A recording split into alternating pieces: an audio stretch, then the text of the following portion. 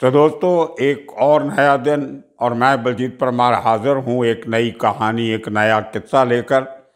आज मैं आपको उस शख्स की कहानी सुनाऊंगा जिसने अपने ज़माने में जो उस समय के नामचीन छोटा शकील के शार्प शूटर थे, जिन पे तकरीबन मैं सब पे एपिसोड बना चुका हूँ, जिसमें सादिक कालिया था, बाद में उसका भाई आरिफ कालिया, और उसी ज़माने में इस किस्म के जो बड़े शार्प शूटर थे छोटा शकील के, जिनमें सलीमा हड्डी भी था एक। तो और इगवे था, हवलदार इगवे, राजेश इगवे। तो उन्हीं दौर में जो एक नया लड़का उभर के आया एक जंगल के इलाके से, उसका नाम था अनवर हुसैन शेख।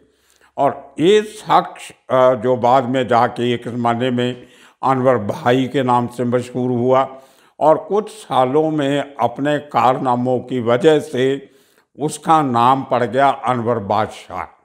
बस देखिए कि 1990 में आके एक यंगस्टर जिसकी उम्र हार्डली 22 साल की थी, 22 साल की उम्र में क्राइम की दुनिया में आके 2000 में वो 32 साल की उम्र में मारा भी जाता है एक मुठभेड़ में, और 10 साल में वो शख्स भाई भी बन गया और अनवर बादशाह भी बन गया।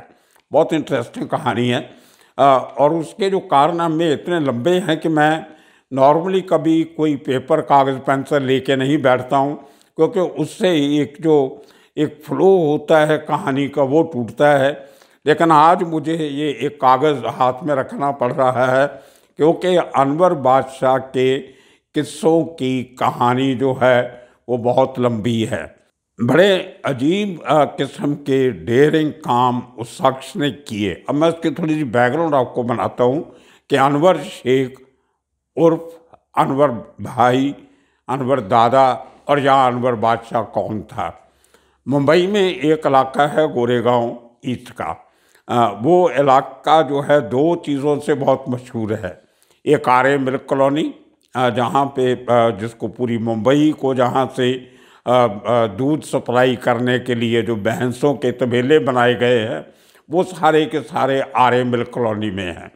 अब तो वहाँ पे कुछ डिफॉरेस्टेशन करके कुछ सरकारी मकान भी बने हैं, कुछ प्राइवेट होटल भी बन गए, और कुछ लोगों ने बंगले वगैरह भी बना लिए। लेकिन 1990 में आर्य मिल्क कॉलोनी, जिसका एरिया हज़ारों एकड़ में है, मुंबई जैसे शहर में हज़ारों एकड़ का जंगलात का एरिया होना अपने आप में बहुत बड़ा अजूबा लगता है। और उस जंगलात के एरिया के एक छोटे सी झोपड़पट्टी में, वहाँ छोटे छोटे गांव बहुत हैं लोगों के, जो तबेलों में काम करते हैं, जो कुछ फिल्म स्टूडियो बन गए, वो तबेलों को कन्वर्ट करके स्टूडियोज़ में शूटिंग वगैरह सीरियल्स की होती है। और उसके अंदर ही एक बहुत खूबसूरत गार्डन है जिसका नाम छोटा कश्मीर गार्डन रखा हुआ है। तो वो बहुत सी फिल्मों की, सीरियल्स की शूटिंग उस छोटे कश्मीर गार्डन में भी होती है। और उसकी जो एक हद मिलती है, बाउंड्री जो है, वो आगे चल के जो संजय गांधी नेशनल पार्क है, जो उसके साथ भी, उसके करीब ही ये आर्य मिल्क कॉलोनी का एरिया लगता है। तो संजय गांधी नेशनल पार्क में जानवर वगैरह सब रखे हुए, वो भी बहुत बड़ा एरिया है, हज़ारों एकड़ में फैला हुआ वो। लेकिन उसके अंदर जो इलीगल जो कंस्ट्रक्शन है उसका काम कम है, लेकिन आर्य मिल्क कॉलोनी के अंदर इलीगल एक्टिविटीज़ बहुत चलती हैं, और उनका फ़ायदा उठाया इस अनवर शेख ने। 1990 के करीब जब नया नया इस आदमी ने जवानी में पैर रखा, तो इसने इसके पहले जो दादा लोग थे वहाँ पे, वो लोग मिले हुए थे शिवसेना के साथ, और शिवसेना के वर्कर बन के वो अपना काम धंधा, जो इलीगल ज़मीनें हड़पना, जंगलात की ज़मीन पे कब्ज़ा करना, छोटे छोटे झोपड़े बना के उनको आगे बेच देना, या थोड़े बड़े घर बनाने फिर उनको बेच देना, या खुद बना के उनका किराया वसूल करना। तो इस किस्म की उस जंगल के एरिए में जंगलात महकमे के ऑफिसर के साथ मिलके, पुलिस के साथ मिलके, और या सिर्फ अपनी दादागिरी के सर पे ये काम बहुत चलता था। तो एक कुछ ज़माने में एक नया क्राइम के अंदर एक ट्रेंड चला था कि अगर आपको अपने इलाके का बड़ा बदमाश बनना है तो आपको अपने इलाके के शिवसेना के शाखा प्रमुख को छोटा दिखाना होगा, या तो उसको मारना होगा या उसे अपने रास्ते से हटाना होगा। और वही कारण था कि अनवर बादशाह ने अपना जो करियर था क्राइम का, वो सबसे पहले शिवसेना के एक बड़े मजबूत, बड़े जाने पहचाने शाखा प्रमुख का मर्डर करके शुरुआत की, जिनका नाम था नवनाथ मोरे। ये गोरेगांव से बहुत बड़े शिवसेना के नेता थे और अपने इलाके की जो शिवसेना की शाखा थी उसके प्रमुख थे। और उसके साथ दो शख्स ऐसे थे जिनका कोई रिश्ता तो नहीं था लेकिन बहुत अच्छे दोस्त थे। वो थे तो मुस्लिम लेकिन शिवसेना के साथ जुड़े हुए थे। उनका अपना कुछ रहा होगा कि अपने जो इलीगल जो कार्रवाइयाँ करनी हैं वो शिवसेना के साथ मिलकर अच्छी तरह कर सकते हैं। उनमें से एक था हसन अली सिद्दीकी, ये मलाड का था। तो मलाड से ये आदमी अपने आदमियों के साथ दादागिरी किया करता था आके आर एम एल कॉलोनी के एरिया में। तो दूसरा अपना निशाना अनवर ने बनाया इस उस्मान अली सिद्दीकी को। उसकी बड़ी बेरहमी से हत्या की और उसके साथ जो उसका दोस्त था, मैंने बोला कि इसका रिश्ता कोई नहीं था, वो आदमी जो था वो इसके साथ काफ़ी दुश्मनी रखने लगा था उस्मान अली के मर्डर के बाद। वो शख्स रहता था बांद्रा ईस्ट में।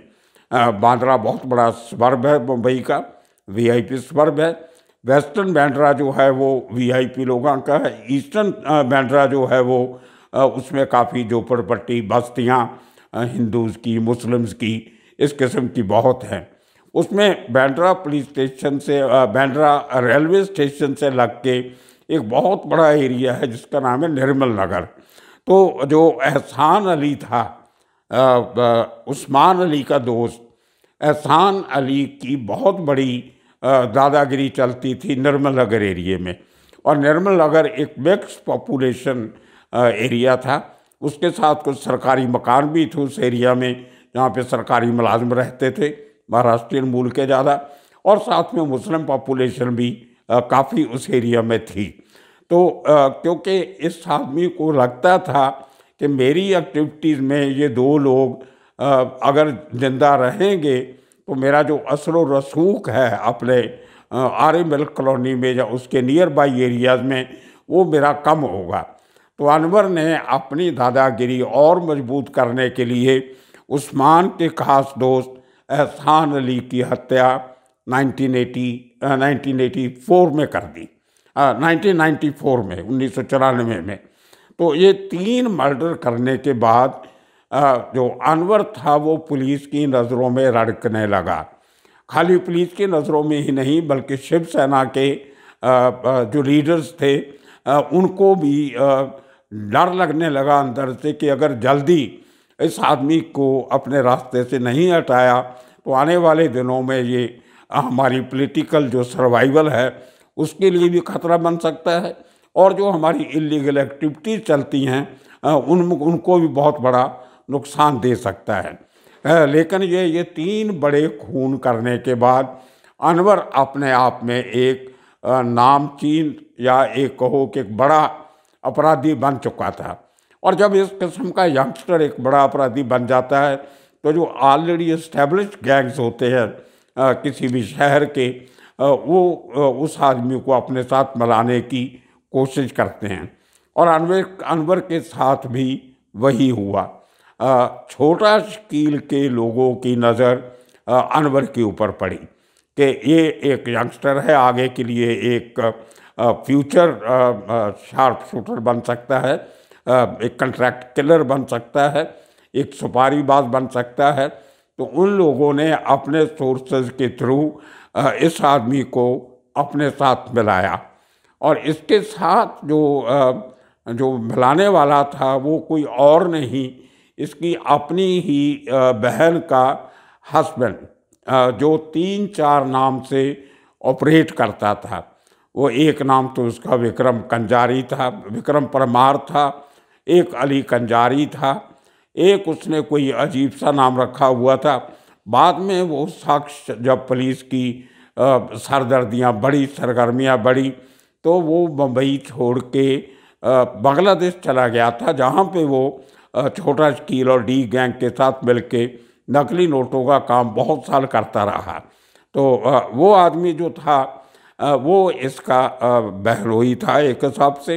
तो उस आदमी ने इसको छोटा शकील के साथ मिला दिया।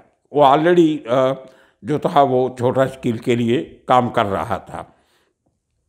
तो अब देखिए, छोटा शकील या डी गैंग के टच में आने के बाद फिर उस शख्स का कैसे फ़ायदा उठाया जाता है, उसका इस्तेमाल किया जाता है।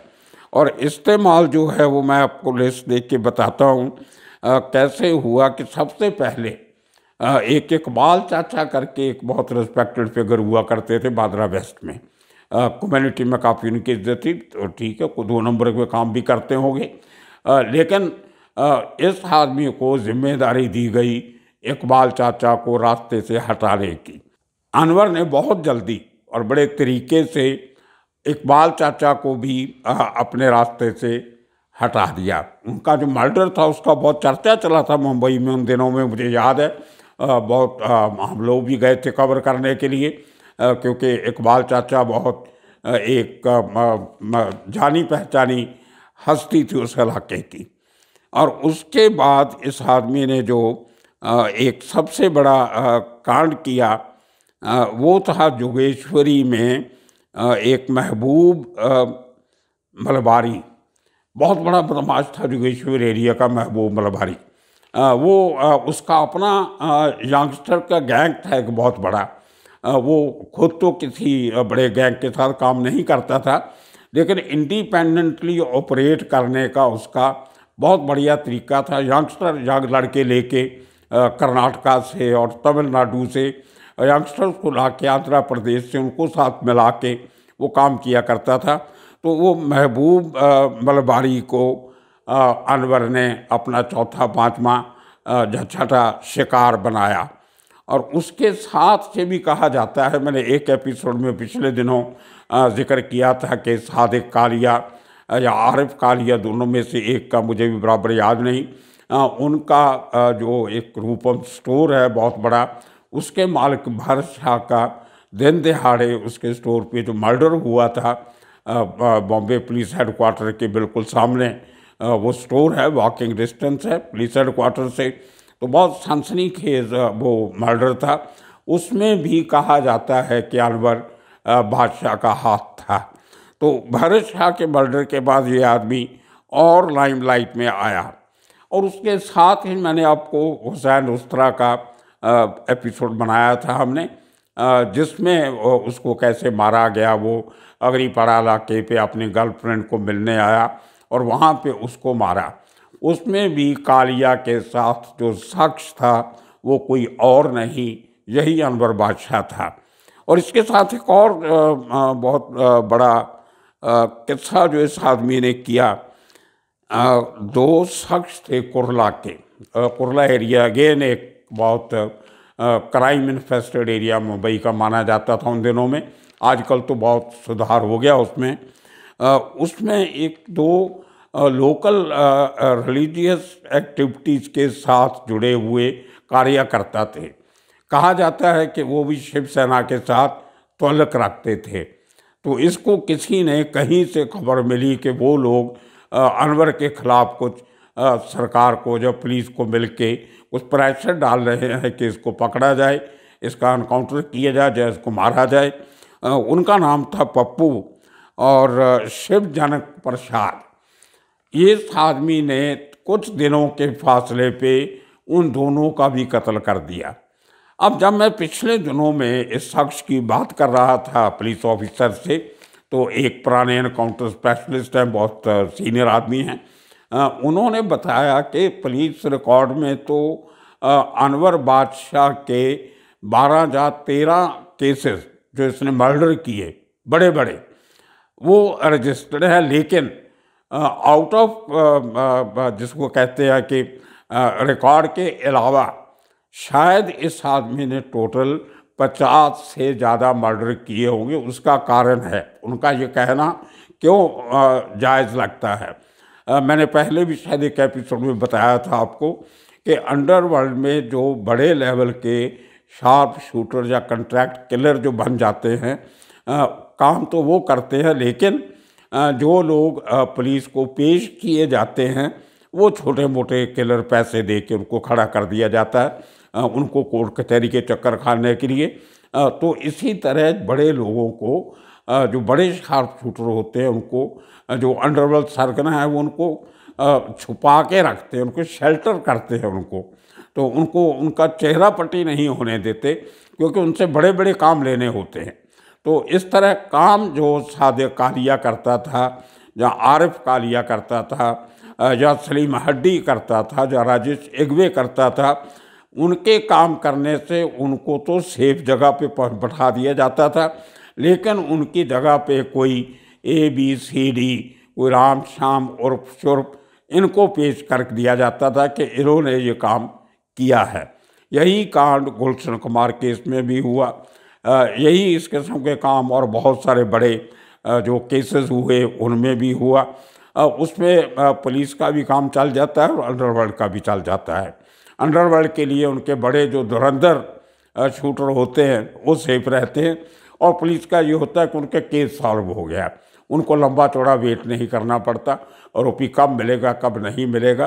तो ये दोनों के लिए एक म्यूचुअल बेनिफिट का काम करता है। तो उसी तरह उस ऑफिसर का कहना था कि अनवर बादशाह ने, उनको लगता है, पुलिस को लगता था कि 50 के करीब मर्डर 10 साल में उस शख्स ने किए। खाली मुंबई में नहीं, ये लोग बाहर भी जाके काम करते थे। गुजरात में बहुत काम करते थे, उत्तर प्रदेश में करके आते थे, कर्नाटका में करते थे, गोवा में कॉन्ट्रैक्ट में काम करते थे, मध्य प्रदेश में जाते थे, और कई केसेस में तो मुंबई के कुछ गैंगस्टर ने कलकत्ता जाके भी मर्डर करके पैसा लेके वो अपना वापस आ जाते थे। तो इस तरीके के जो खूंखार जो लोग थे, उनमें से अनवर का नाम एज अनवर बादशाह मशहूर हो गया, और वो ओपनली कहता था कि अपने इलाके में बादशाह एक ही होता है, अगर दूसरा कोई शख्स उसके सामने खड़ा हो गया तो वो फिर वो बादशाह कहलाने के काबिल नहीं है। उस आदमी ने करोड़ों रुपए की प्रॉपर्टी बनाई उस आर्य मिल कॉलोनी की ज़मीन में अवैध कब्जों की वजह से, और जो ज़बरन उसने जो वसूलियाँ वहाँ पे की बिजनेसमैन से और बिल्डर से, तो इतना उसका जो डर, तहलका, दहशत इलाके में बढ़ी, तो काफ़ी सारी कंप्लेंट्स पुलिस को, लीडर्स को, पॉलिटिकल मास्टर्स को मिलनी शुरू हुई। तो वहाँ तभी के तत्कालीन पुलिस कमिश्नर ने एक स्पेशल दस्ता बनाया। बहुत कम केसेस में ऐसे होता है कि पुलिस को एक स्पेशल टीम बनानी पड़ती है किसी आदमी को कॉर्नर करने के लिए, और उस टीम के जो लीडर थे वो कई बार मैं नाम ले चुका हूँ उनका। 1983 बैच का जो जिसको एनकाउंटर स्पेशलिस्ट बैच कहते हैं, उसके जो सबसे सीनियर इंस्पेक्टर थे उस टाइम पे प्रफुल्ल भोसले, जिनको एक तरीके से बाकी 83 के बैच वालों का गुरु भी कहा जाता है। वो इनसे उम्र में भी थोड़ा बड़े थे और कुछ दिनों से, महीनों के हिसाब से सीनियर भी थे। तो प्रफुल्ल भोसले, इंस्पेक्टर धूमल, एक और आदमी इंस्पेक्टर थे, काफ़ी सीनियर लोग जो काफ़ी ट्रेंड थे, डेयरिंग थे, उनकी टीम बनाई गई कि अनवर बादशाह जहाँ भी मिले इसको रास्ते से हटाना पड़ेगा। He has become a nuisance, he has become a danger, a threat to society and public at large. एक पुलिस का डायलॉग होता है किसी आदमी को एनकाउंटर करने के लिए। तो उसको बड़े 3-4 महीने की मशक्क़त के बाद एक दिन अनवर बादशाह को गोरेगांव ईस्ट में इसका ठिकाना पता लगता है। इसको जब पुलिस, जो हमेशा होता है हर एनकाउंटर के टाइम पे, पुलिस का कहना है कि इसको वार्निंग दी गई कि आप बिना हथियार कमरे के बाहर आ जाओ, अपने आप को सरेंडर कर दो, हाजिर पेश कर दो। लेकिन अनवर बादशाह ने हमेशा की तरह अपना हथियार निकाला और पुलिस पे फायरिंग की। जवाबी फायरिंग में अनवर बादशाह उसी इलाके में, गोरेगांव के जिस इलाके से वो एक झोपड़पट्टी में रहता था, जब वहाँ से लेके 10 साल तक उस आदमी ने अपने आप को बादशाह कह के अपने नाम का सिक्का चलाया, उसी धरती पे, उसी कॉलोनी में उसका एनकाउंटर करके रास्ते से हटाया जाता है। तो ये कहानी थी अनवर शेख और अनवर बादशाह की। आने वाले दिनों में मैं शायद 1-2 दिन में हम लोग सलीम मर्डी की कहानी भी करेंगे और इसी तरह कुछ सलीम कुर्ला की बात भी कर सकते हैं। तो कुछ और लोगों की किस्से कहानी लेके आपके साथ फिर हाजिर होंगे। तब तक के लिए आप सबका शुक्रिया, धन्यवाद।